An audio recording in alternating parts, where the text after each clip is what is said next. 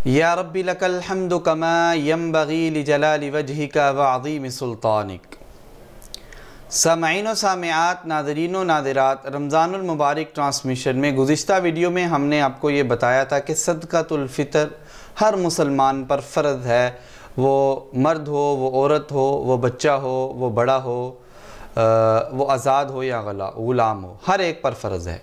आज की इस वीडियो में मैं आपके सामने ये बताना चाहता हूँ कि सदक़तुल फ़ितर कितना फ़र्ज़ है और इसमें क्या क्या अदा करना चाहिए और इसको कैसे अदा करना चाहिए।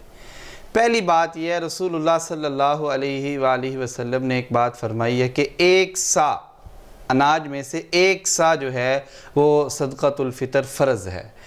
एक सा खजूर, एक सा पनीर, एक सा जौ, एक सा किशमिश या दौरे हाज़िर में एक सा गंदम या एक सा चावल। ये एक सा जो है ये उस वक़्त एक पैमाना था, हालात हाज़िरा के मुताबिक वो तकरीबन 2.5 किलो बन जाता है। यानी कि अगर मैंने फ़ितराना अदा करना है अपना तो तकरीबन 2.5 किलो गंदम या 2.5 किलो चावल मैं अदा कर सकता हूँ।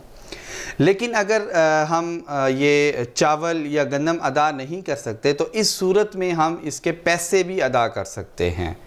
पैसे अब कैसे अदा करने हैं, इस हवाले से आप ये बात ज़हन में रखें कि 2.5 किलो के जितने पैसे बन जाते हैं, आप मार्केट में देख लें कि गंदम का क्या रेट है, आप मार्केट में देख लें चावल का क्या रेट है, आप मार्केट में देख लें खजूर का क्या रेट है, आप मार्केट में देख लें पनीर का क्या रेट है, आप मार्केट में देख लें किशमिश का क्या रेट है।